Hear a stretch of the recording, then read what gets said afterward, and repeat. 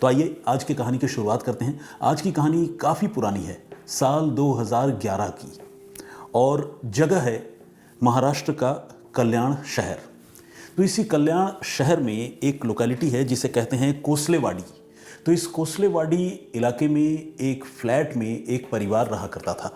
इस परिवार में जो घर का मुखिया था वो था मनीष।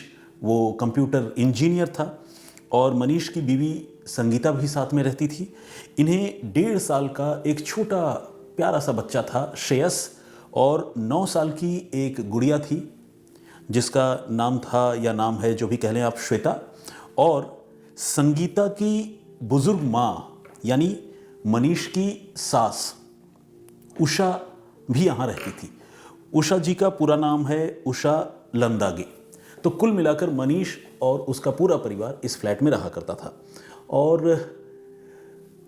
जैसा कि आप जानते हैं, इतने छोटे छोटे प्यारे बच्चे जब किसी घर में होते हैं और अगर घर आसपास बने हुए हों, फ्लैट के दरवाजे आमने सामने खुलते हों, तो उन बच्चों से सिर्फ अपने घर वालों को नहीं बल्कि आस पड़ोस के लोगों को भी बहुत प्यार हो जाता है। तो ये मनीष और उनके परिवार के जो बच्चे थे, उन बच्चों की बदौलत मनीष के पूरे परिवार के साथ आसपास के सारे लोगों की बहुत अच्छी बनती थी और सब बहुत हिल मिलकर एक दूसरे के साथ रहते थे। 15 जुलाई 2011 को मनीष रोज की तरह अपने काम पर गए, ड्यूटी। और इस बीच एक जॉब अपॉर्चुनिटी जो है वो मनीष की पत्नी संगीता को मिल रही थी, और संगीता को उस जॉब अपॉर्चुनिटी के लिए एक इंटरव्यू अटेंड करना था, एक इंटरव्यू देना था। तो संगीता भी घर से बाहर गई हुई थी। घर में 3 लोग थे, 2 छोटे छोटे बच्चे और उनकी बुजुर्ग नानी माँ।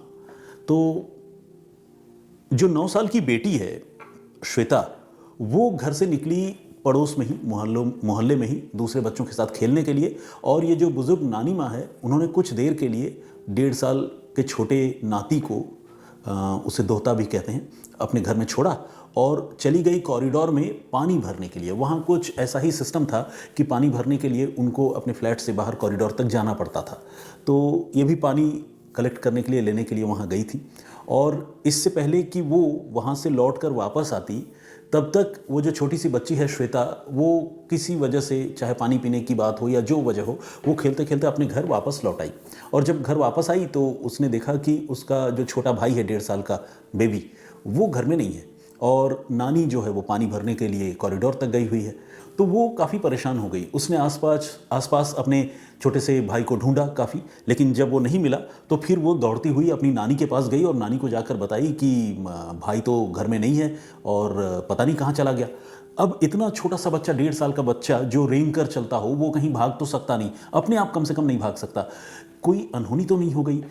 नानी की तो जान निकल गई डर के मारे, और उसकी जो बच्चे की बहन है श्वेता छोटी सी, वो भी रोने लगी बुरी तरह से। आस पड़ोस के लोगों को इन्होंने बताया कि छोटा सा बच्चा जो है वो गायब हो गया, मिल नहीं रहा। तो सामने, इनके मकान के ठीक सामने शिंदे परिवार के लोग रहते थे, और ये जो शिंदे परिवार है, ये सारे लोग इन बच्चों से बहुत प्यार करते थे। प्यार करने की वजह मैंने आपको बताई कि बच्चे जो बहुत दिल के साफ़ होते हैं, प्यारे होते हैं, तो वो आसपास के घरों में भी चले जाते हैं। कोई जिसे कहते हैं ना, बगैर लाग लपेट के ज़िंदगी जीते हैं। बच्चों की दुनिया अलग है। खैर, तो ये छोटा सा बेबी भी रेंगता हुआ शिंदे परिवार के पास अक्सर चला जाया करता था, स्क्रॉल करता हुआ। तो शिंदे परिवार के लोग भी इनसे काफ़ी प्यार करते थे, और जब उनको पता चला कि बच्चा गायब हो गया है, नहीं मिल रहा है, तो वो भी बहुत परेशान हुए। उन्होंने ढूंढना शुरू किया। इस बीच शिंदे परिवार की जो बेटी है, उसका नाम है नंदिनी। तो नंदिनी जो पेशे से एक फैशन डिज़ाइनर थी, नंदिनी ने भी इस छोटे से बच्चे को ढूंढना शुरू किया। ऑब्वियसली आसपास जिसे भी पता चलेगा सारे लोग ढूंढेंगे, तो कुल मिलाकर शिंदे परिवार के लोग भी ढूंढ रहे थे। खुद ये जो 2 लोग थे, बड़ी बहन श्वेता और नानी जिनका नाम है उषा, वो भी ढूंढ रही थी। और ढूंढते ढूंढते जब उनको नहीं मिला तो वो घबराए हुए जो है, उन्होंने तय किया कि वो इन बच्चों के पेरेंट को यानी मनीष को और संगीता को इसके बारे में फ़ौरन जानकारी देंगे। तो सामने जो मकान में शिंदे परिवार रहता है, उनकी बेटी नंदिनी, उसने खुद अपने मोबाइल से फ़ोन किया संगीता को, और संगीता को ये बताया कि उनका बेटा जो है वो कहीं खो गया है और मिल नहीं रहा है, काफ़ी लोग ढूंढ रहे हैं, काफ़ी परेशान है, प्लीज़ आप चले आइए। अब सोचिए, वो माँ जो बाहर कहीं जॉब के लिए इंटरव्यू देने गई होगी, उसे जब ये पता चले कि उसका 1.5 साल का बच्चा घर से गायब हो गया, तो उसकी हालत क्या हुई होगी। वो वहाँ से बिल्कुल बदहवास दौड़ती भागती हुई, जो भी गाड़ी मिला, जैसे भी मिला, वो फ़ौरन वापस अपने घर आई वही कोसलेवाड़ी एरिया में। और मनीष यानी अपने पति को भी उसने इन्फॉर्म किया, मनीष भी फौरन घर चला आया और ये सारे लोग मिलकर उस बच्चे को ढूंढने लगे। अब तक बच्चे का कोई सुराग नहीं मिला, कई घंटे गुजर गए और वो बहुत बेचैन हो गए, परेशान हो गए। इसके बाद उन्होंने तय किया कि वो तुरंत जो है वो पुलिस में जाके रिपोर्ट लिखवाएंगे, क्योंकि छोटा बच्चा है, अपने आप कहीं जा नहीं सकता, ज़रूर कोई किसी ने किडनैप कर लिया होगा, बदनीयती से उसे चुरा लिया होगा। तो वो फौरन पुलिस के पास गए, पुलिस ने रिपोर्ट लिखी, पुलिस ने भी मामले की गंभीरता को समझा, छोटा सा बच्चा। लेकिन रिपोर्ट लिखने के बाद जब तफ्तीश आगे बढ़ी तो पुलिस के लिए चैलेंजिंग मामला था। चैलेंजिंग मामला इसलिए था कि उस समय सीसीटीवी का इतना चलन तो नहीं था, 2011 की बात है, था ज़रूर, लेकिन इतना रेडीली और इजीली अवेलेबल सीसीटीवी कैमरेज नहीं थे, इतना लगा हुआ नहीं था। तो खैर इस लोकेलिटी में भी जो है वो सीसीटीवी कैमरा नहीं था। तो ऐसे में पुलिस को इस मामले की तफ्तीश जो है वो ह्यूमन इंटेलिजेंस के भरोसे ही आगे बढ़ानी थी। और पुलिस ने ह्यूमन इंटेलिजेंस यानी आसपास के लोगों से पूछताछ करना, अपने मुखबिरों को एक्टिव कर देना और ये पता करना कि एक छोटे से बच्चे को किसी ने चुरा लिया है, कौन हो सकता है, किधर ले गया हो सकता है, पुलिस जो है ये सब कुछ अभी पता लगाने में लगी रही। तो अभी इस पूरे मामले में 2 दिन भी नहीं गुजरे थे, लेकिन पुलिस पर बहुत ज़्यादा प्रेशर था। तो पुलिस लगातार ढूंढ रही थी और कोई लीड इस मामले में पुलिस को नहीं मिल पा रही थी। इस बीच जब अलग अलग लोगों से पुलिस पूछताछ कर रही थी तो सामने मकान में रहने वाली नंदिनी जो लड़की थी, नंदिनी शिंदे, उसने पुलिस को ये बताया कि उसे कुछ तांत्रिकों पर शक है। एक तांत्रिक जो है 2-4 दिन पहले यहाँ आया था और उसने उस तांत्रिक को देखा था। ये बात नंदिनी ने बताई। पुलिस ने पूछा कि अच्छा, उस तांत्रिक को आपने पहले भी कभी देखा इस इलाके में? तो उसने कहा हाँ, तकरीबन 6 महीने पहले वो तांत्रिक इस इलाके में घूम टहल रहा था और तब भी मेरी नज़र उस पर पड़ी थी और अब 2 दिन पहले भी मैंने उसको देखा था। आज तो मैंने उसे नहीं देखा, मतलब जिस दिन ये बच्चा गायब हुआ, लेकिन उसे लगता है कि कहीं ऐसा ना हो कि तांत्रिक ही ले गया हो। तो ये बात सुनते ही पुलिस का माथा ठनका। ये पूरे मामले में अब तक की पहली लीड या पहला सुराग था। पुलिस को लगा कि हो सकता है तांत्रिक ही ले गया हो, क्योंकि कई इस तरह के हादसे जो है हमने पहले देखे हैं जिसमें तांत्रिक और इस तरह के अजीबोगरीब प्रैक्टिसेस करने वाले लोग, हालांकि तंत्र साधना अपने आप में एक पूजा की विधि है जिसका सकारात्मक उपयोग करना जो है उसके लिए ही उसको जाना जाता है। लेकिन विडंबना ये है कि तंत्र मंत्र के नाम पर ये जो डपोरशंखी लोग हैं और जिन्हें हम कहते हैं ना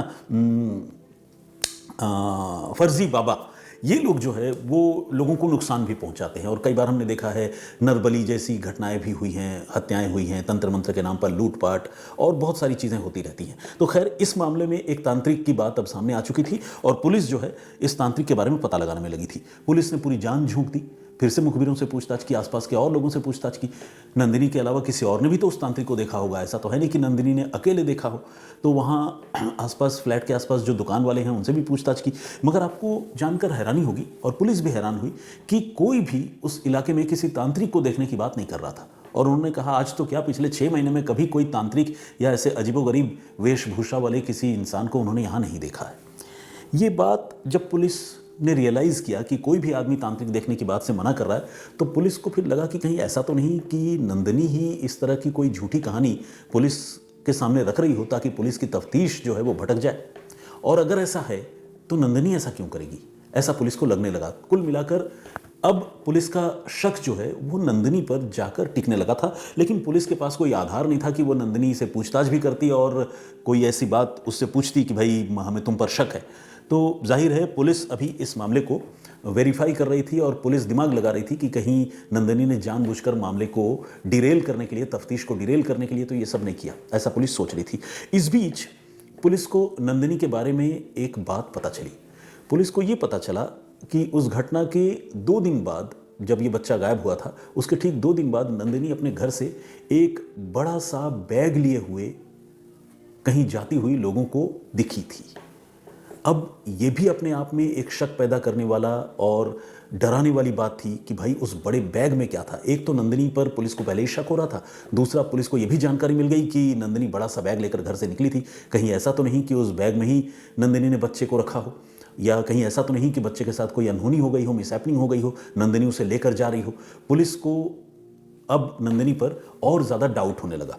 पुलिस ने अब यह तय किया कि वो नंदिनी को पूछेगी, उसका वर्बल एनकाउंटर करेगी, छोड़ेगी नहीं इस मामले को। फिर पुलिस ने नंदिनी को पूछताछ के लिए बुलाया और उससे साफ साफ पूछा कि ये बताओ, तुम आज जो एक बड़ा सा बैग लेकर घर से निकली थी, उस बैग में क्या था और तुम कहाँ गई थी। पुलिस को लगा कि अब नंदिनी लड़खड़ा जाएगी और जवाब नहीं दे पाएगी, लेकिन नंदिनी ने पूरे कॉन्फिडेंस से कहा कि अरे आप तो अजीब सवाल कर रहे हैं, उस बड़े से बैग में कपड़े थे और वो मेरी एक दोस्त के कपड़े थे, मैंने उसको जाकर दिया है, आप अगर चाहें तो मेरी दोस्त से बात कर सकते हैं। पुलिस वालों को लगा कि अरे ये तो बहुत झटका हो गया, मतलब मामले में पुलिस को कुछ लग रहा था लेकिन मामला कुछ और था। पुलिस ने कहा ठीक है, दोस्त से बात कराओ। नंदिनी के उस दोस्त से मोबाइल पर पुलिस ने बातचीत की, फ़ोन पर बातचीत की, और उसके बाद वो जो दोस्त थी उससे पुलिस ने आमने सामने फिजिकली भी उससे पूछताछ की और उसने ये इंश्योर किया, बताया कि हाँ वो बैग नंदिनी ने उसे दिया था और उसके पास वो बैग मौजूद है। तो कुल मिलाकर पुलिस ने ये वेरीफाई किया और वेरीफाई करने पर उसके दिमाग में जो चल रहा था एक शक वाली बात, वो शक वाली बात बिल्कुल झूठी निकली और पुलिस को नंदिनी को इस तरह से पूछने के लिए शर्मिंदा भी होना पड़ा।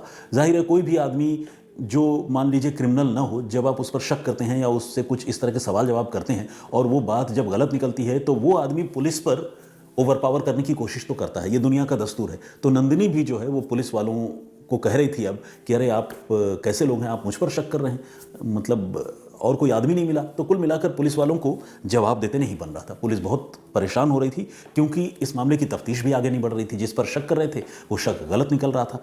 इस बीच 48 घंटे गुजर गए, यानी 2 दिन का वक्त गुजर गया और एक बहुत बुरी खबर सामने आई। वो बुरी खबर थी इस छोटे से बच्चे के मौत की। श्रेयस 1.5 साल का छोटा सा बच्चा, उसकी लाश कल्याण में एक डीजल कार शेड नाम की एक जगह है और ये जगह आमतौर पर, जबकि मैं बात बता रहा हूँ, उस समय जो है बहुत आबाद नहीं थी और कुछ ऐसा डेजर्टेड एरिया यहाँ पर था जहाँ लोगों की आमद कम थी, आना जाना कम था। तो वहाँ पर श्रेयस की लाश जो है वो पड़ी हुई थी। किसी ने इस बच्चे की लाश देखी और उन्होंने पुलिस को इन्फॉर्म किया। पुलिस वाले भी फ़ौरन दौड़ते भागते पहुंचे और उन्होंने देखा कि वाकई ये तो उसी बच्चे की लाश है। पुलिस की तफ्तीश को बहुत झटका लगा क्योंकि कामयाबी तब होती, और जिसे कहते हैं ना कि इस मामले की तफ्तीश का असली मज़ा मैं कहूँगा पुलिस वालों को तब आता, मज़ा से ज़्यादा सेटिस्फैक्शन, अगर ये लड़का जीवित पुलिस बरामद करने में कामयाब हो जाती। लेकिन यहाँ इस मामले में बहुत ही दर्दनाक मोड़ आया। बच्चे की मौत हो चुकी थी और बच्चे की लाश जिस तरह से एक सुनसान जगह पर पड़ी थी, उसे देखकर साफ था कि बच्चे की किसी ने हत्या की है। उस शव को बरामद कर पुलिस ने पोस्टमार्टम के लिए भिजवाया और यह भी पता चला कि बच्चे की मौत की वजह स्ट्रैंगुलेशन है, यानी इस छोटे से बच्चे की, 1.5 साल के बच्चे की गला घोंटकर हत्या हुई है। बहुत ही दुखद, बहुत ही विचलित करने वाली तस्वीर। माँ बाप को बताया गया। माँ बाप ने अपने कलेजे के टुकड़े की लाश देखी और उनकी हालत बिगड़ गई। उन्होंने पहचान तो लिया ही, लेकिन खुद को संभालना उनके लिए मुश्किल हो रहा था। मौके पर पुलिस को कई सारी चीज़ें पड़ी हुई मिली जहाँ पर ये बॉडी बच्चे की पड़ी हुई थी और उन्हीं चीज़ों में एक पीले रंग का दुपट्टा भी था। तो पुलिस ने बाकी चीज़ों के साथ साथ वो पीले रंग का दुपट्टा भी रिकवर किया और उसे भी अपने पास रख लिया ताकि उससे जांच आगे बढ़ाई जा सके।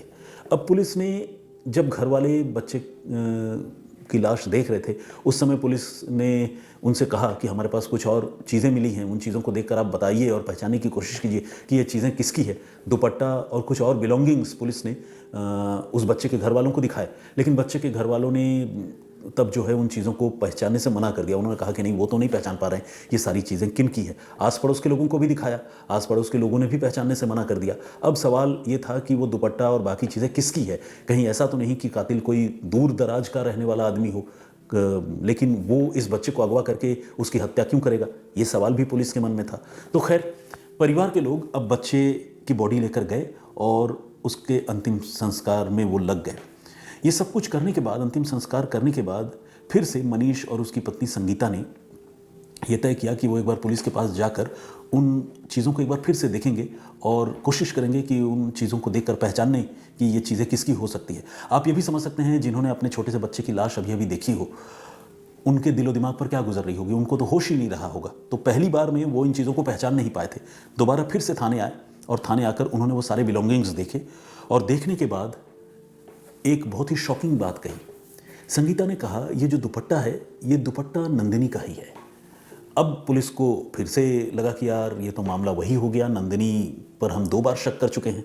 एक बार जब उसने तांत्रिक वाली बात बताई थी तब हमने शक किया था, और दूसरी बार हमने शक तब किया जब वो बड़ा सा बैग लेकर घर से निकली थी। अब तीसरी बार इस परिवार के लोग फिर से नंदिनी पर शक कर रहे हैं। कह रहे दुपट्टा उसी का है, लेकिन हम उससे पूछताछ कैसे करें। पुलिस वालों को भी पूछताछ करने के लिए अब हिम्मत जुटानी मुश्किल हो रही थी, लेकिन मामले को सुलझाना तो था ही। पुलिस ने बच्चे की माँ से, संगीता से ये पूछा कि अच्छा ये बताइए आप कैसे कह रही हैं कि ये दुपट्टा नंदिनी का है, क्योंकि अभी तो कुछ देर पहले आपने देखा था, तब आपने मना कर दिया। तो संगीता ने कहा कि तब वो अपने होशो हवास में नहीं थी। आप समझ सकते हैं मेरे बच्चे की इस तरह से मौत हो गई है, तो मैं बता नहीं पा रही थी, मैं एक्सप्लेन नहीं कर सकती मैं किस मेंटल स्टेट में हूँ। लेकिन अब मुझे ये अच्छी तरह याद है कि ये दुपट्टा नंदिनी का ही है। पुलिस ने कहा आपने आखिरी बार नंदिनी को ये दुपट्टा पहने हुए, ओढ़े हुए कब देखा था? तो संगीता ने कहा तकरीबन 6 महीने पहले। यानी ये वो दुपट्टा है जिसे नंदिनी बहुत फ्रीक्वेंटली यूज़ नहीं करती थी।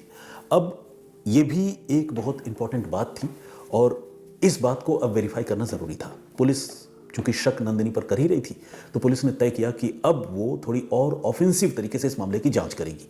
पुलिस की एक टीम फौरन पहुंची शिंदे परिवार के घर, जो इस पीड़ित परिवार के ठीक सामने वाले फ्लैट में रहते थे। तो शिंदे परिवार के घर पुलिस ने दबिश दी, छापेमारी हो गई और छापेमारी में पुलिस को एक पायजामा उस घर से मिला और वो पायजामा जो है उसमें जो डिज़ाइन या जो चीट जिसे कहते हैं ना, वो डिज़ाइन जो बनी हुई थी वही डिज़ाइन उस दुपट्टे में भी था। कहने का मतलब ये कि उस पायजामे का पेयर करने वाला और उसको कॉम्प्लीमेंट करने वाला दुपट्टा मौका वारदात से रिकवर हुआ था और जिसे नंदिनी का दुपट्टा होने की बात ये पीड़ित परिवार के लोग कह रहे थे। अब पुलिस को एक एविडेंस, कनेक्टिंग एविडेंस मिल गया था जिससे ये बात पुख्ता होती थी कि शायद इस घटना के पीछे शिंदे परिवार या फिर नंदिनी का हाथ है, क्योंकि नंदिनी के पास से वो पायजामा बरामद हो गया था जिसका दुपट्टा मौके से मिला था। अब पुलिस ने नंदिनी को फिर से हिरासत में लिया और इस बार पुलिस ने उसके साथ सख्ती की, बहुत जोर देकर और सस्टेन्ड तरीके से जिसे कहते हैं, पुलिस ने उससे इंटरोगेट करना शुरू किया और आखिरकार नंदिनी ने अपना गुनाह कबूल कर लिया। उसने कहा कि हाँ, उसी ने 1.5 साल के छोटे से बच्चे जो पड़ोस में रहता था, श्रेयस, उसको अगवा किया था और अगवा करके उसकी हत्या कर दी थी। ये अपने आप में बहुत ही शॉकिंग और बहुत ही अनबिलीवेबल टाइप की बात थी, क्योंकि ये वो परिवार था, शिंदे परिवार, जो उस छोटे से बच्चे पर अपनी जान छिड़कता था। उसी परिवार की बेटी ने ऐसा किया, क्यों किया? ये बहुत बड़ा सवाल था। ऐसी क्या दुश्मनी थी एक छोटे से बच्चे से? तो उसने जो कहानी बताई, जो दुश्मनी बताई, उस दुश्मनी पर भी यकीन करना आपको इस बात को सुनने के बाद मुश्किल होगा।